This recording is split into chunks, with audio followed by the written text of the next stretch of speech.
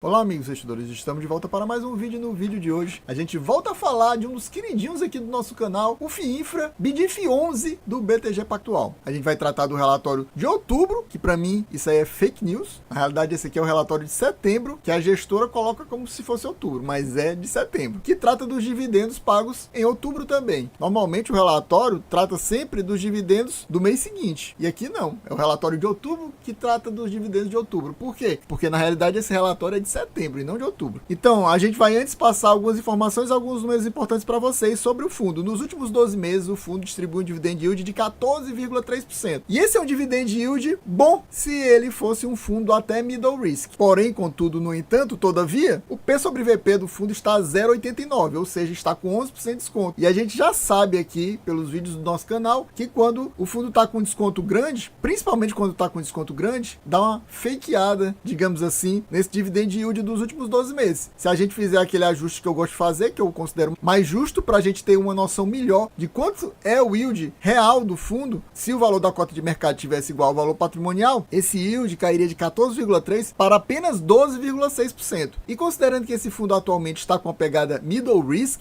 quase high grade, mas é mais para middle risk mesmo, eu acho pouco esse valor aqui. Para mim esse valor seria bom se ele fosse um fundo high grade ainda, mas como ele já está com essa pegada mais para middle risk, eu considero baixo. E olha, detalhe importante, esse yield só tá assim, 12,6 ao ano, porque nos últimos 12 meses, uns 8 meses ele pagou R$1. E atualmente nos últimos 4 meses ele vem pagando abaixo de 0,80. Ele pagou 3 meses 0,75, no último mês já deu uma subidinha para 0,78, mas se ele tivesse distribuindo essa pegada de 0,75, 0,78, esse yield estaria abaixo de 12, provavelmente na faixa de 11% ao ano, o que seria bem pouco, eu acho. O último dividendo pago por ele, como eu acabei de falar para vocês, no mês de outubro, foi de 78 centavos. Estamos no aguardo para saber quanto é que será o dividendo desse mês de novembro, que vai ser anunciado essa semana. Ainda não foi. Esses 78 centavos equivale a um yield do mês de 0,98%. 0,98% é um pouquinho acima do que um fundo high grade está pagando. Um pouquinho acima. Ou seja, seria o que um fundo middle risk deveria pagar. E ele é middle risk. Sim. Então esse é um yield bom do mês. Mas detalhe, esse yield só tá bom porque a cota tá amassada. Se a cota tivesse próximo do valor patrimonial, esse yield não seria 0,98. Seria abaixo de 0,90, ou seja, seria um yield fraco para um fundo middle risk. Mas no momento, considerando esse valor de cota atual, esse yield é bom. Entrando aqui no relatório do mês de setembro, na verdade, apesar dele dizer que é outubro, a gente vai pular isso porque ele depois fala tudo isso de novo. Então vamos pular, vamos focar só nessa partezinha aqui da visão geral do fundo. O fundo atualmente está com patrimônio líquido de cerca de 1,5 bilhão.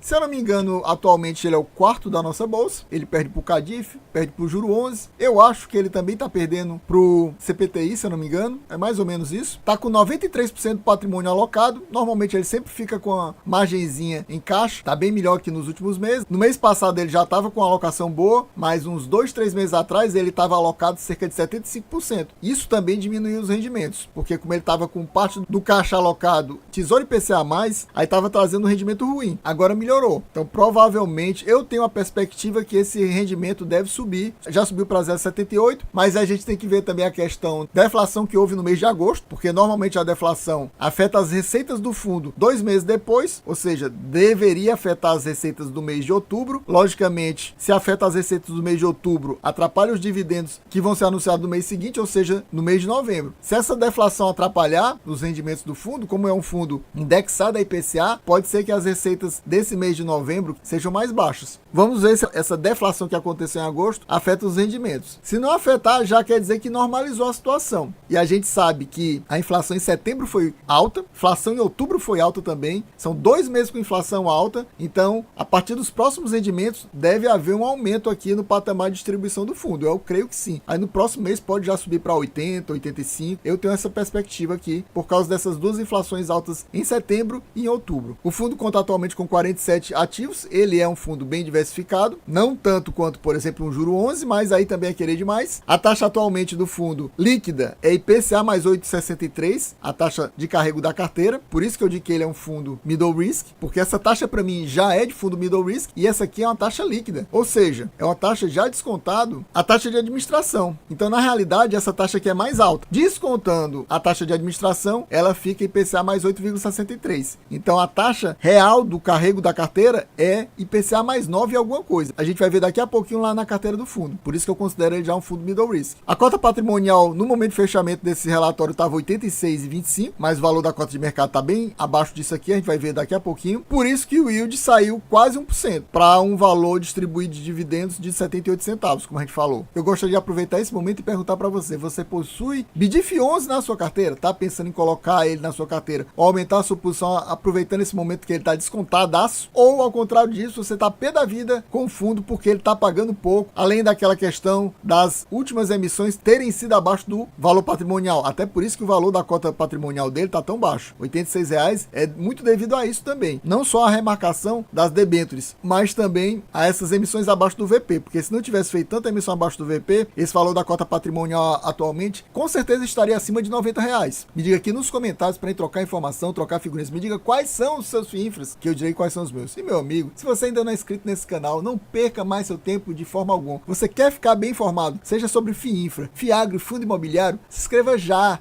não pense duas vezes, já deixa aquele likezão que é muito importante, comente aqui também e ative o sininho para receber as notificações dos próximos vídeos. Quanto mais views a gente fizer, mais garantido está a gente trazermos novamente a leitura do relatório do mês de outubro, o de verdade, né? Que eles vão lançar como fosse novembro, no próximo mês aqui do BDIF11. Aqui nos comentários do gestor em relação às movimentações do fundo no mês de setembro, o que para mim comprova que esse relatório não é de outubro, porque ele está falando de movimentações de setembro. Se esse realmente fosse um relatório do mês de outubro, meus amigos, ele não ia falar em setembro, ele estaria falando apenas em outubro. Então, no mês de setembro, o fundo teve alocações em 2 novos ativos, 82 milhões no total, que foram divididos cerca de 50 milhões para o ODBH16 da BRK Ambiental Sumaré e mais 32 milhões para Nomo 11 da Nova Mob. Isso aí foi o que eles compraram, as novas alocações, mas eles encerraram, ou seja, venderam posições na COF 11 e também reduziram exposições na Águas do Rio e na Comerc. Aí eles falam sempre essa frase aqui: permanecemos confortáveis com a qualidade da carteira e não temos expectativas de provisões adicionais ou marcações negativas. E ele ainda fala dessa questão que teve um desempenho negativo, a cota de mercado caiu cerca de 3%. Mas isso aí, meus amigos, está caindo é tudo, né, na nossa bolsa, principalmente depois que teve essa alta da Selic, que impulsionou os juros futuros e, consequentemente, elevou as taxas do Tesouro IPCA+,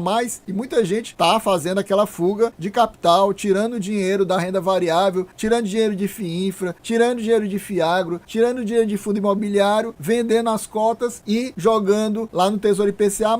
Com isso, as cotas desse mercado todo que eu falei para vocês caem. Então é mais do que natural essa queda aqui. Chegamos naquela parte que eu falei para vocês que ele mostra no início e mostra de novo, então por isso que eu não falei. Aqui a gente vê que a alocação para o setor do fundo continua forte e pesada no setor de saneamento. Quase metade da carteira, 40% é em saneamento, mais 14% em telecomunicações, mais 11% em energia. Então, só esse top 3 maiores devedores já engloba aí cerca de 65% da carteira. Os demais setores, iluminação pública, rodovias, indústria, mobilidade, aeroportos e óleo e gás, então somos os 35% restantes alocado aqui na carteira do fundo. O fundo atualmente conta com 22% da carteira sem rate, fora 7% em caixa, então são 29% sem rate. Teve uma época, antes da última emissão, que o fundo estava com alocação maior, era cerca de 15% apenas sem rate, mas fora o dinheiro do caixa. Então também não aumentou tanto assim. A gente vê que o fundo basicamente investe tudo em debênture, 93%, e tem esse 7% que está na NTNB aqui, 7%. E atualmente o valor dele está girando em torno de R$ 78,00. Então, quem compra cota agora, segundo aqui a tabela de sensibilidade, aqui não ficou claro se isso aqui já é taxa líquida ou ainda tem o desconto da taxa de administração. Lembrando, para quem ainda não sabe, que FIINFRA não paga imposto de renda, nem sobre os dividendos, nem sobre a venda. Ou seja, nem que tenha ganho de capital, você vai pagar imposto de renda. Então aqui no máximo tem que retirar o valor da taxa de administração. Se você comprar nesse valor atualmente, o fundo está te trazendo um retorno de IPCA mais 11, que é um retorno espetacular. O pessoal está fugindo daqui para ir para renda fixa, para pegar lá IPCA mais 6,5, quase 7, mas aqui é 11. Então, bem maior o spread em relação à NTN-B. E ainda tem a questão que a NTN-B tem no mínimo 15% de imposto de renda, e aqui é isento de imposto de renda. Então, na prática, aqui é uma diferença de mais de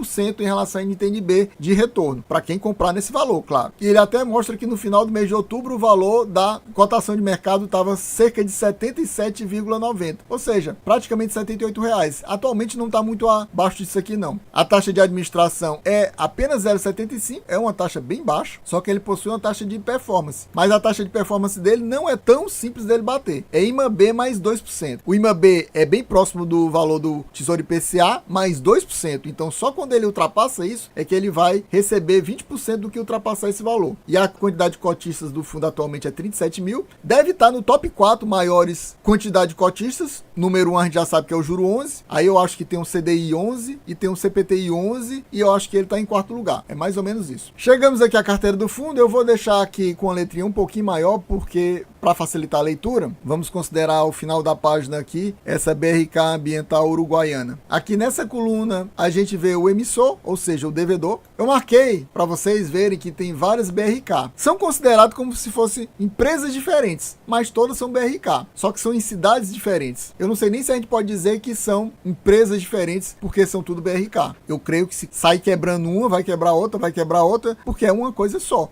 que localizadas em cidades diferentes. Então, para mim, a gente poderia somar esses valores aí das BRKs, são as 4, e juntar tudo. Se a gente fizer isso, seria 4,2, 3,2, só que seria 7,4. 7,4 mais 0,9, 8,3. E tem mais um pouquinho lá embaixo. Seria a maior posição do fundo, mas ele considera como se fossem separados. Então a gente não pode nem reclamar, dizer que tá muito concentrado nessa BRK. Considerando isso, ela ultrapassaria aquele meu máximo que eu acho aceitável, que é até 8% de investimento no mesmo devedor. Mas basicamente isso aqui é o mesmo devedor. Aqui a gente vê o valor investido em milhões, ó, essa coluninha bem simplesinha, 65 milhões aqui, 51 milhões aqui, 14 milhões aqui. Então a gente vê que tem mais de 110 milhões investidos aqui em BRK Ambiental. A gente vê aqui os patrimônio líquido investido em cada um desses devedores. Aqui a gente vê o indexador. Você vê que ele basicamente é um fundo que investe em IPCA, e tem esses aqui CDI mais pré, que até hoje eu não entendi o que ele quer dizer com CDI mais pré, não fica claro e ele não fala no relatório. Aqui a gente tem a taxa de marcação a mercado desses indexadores, que é aquele que considera para fazer o cálculo da média do carrego da carteira. E aqui a gente tem os ratings. Você observa que realmente tem vários devedores sem rate, mas pelo menos essas BRK todas têm rate, o que é um bom sinal. Para concluir aqui a lista de devedores do fundo, a gente vê esses últimos devedores, ó, inclusive a Comer, que é aquela que ele falou que reduziu posição, ó, mais uma BRK ambiental, mais 0,5%, fica bem próximo de 9% investido em BRK ambiental, no final das contas. Aqui temos os últimos valores investidos, o menor de todos é 2 milhões dessa Americanet. Aqui temos os indexadores, aqui temos as taxas desses indexadores,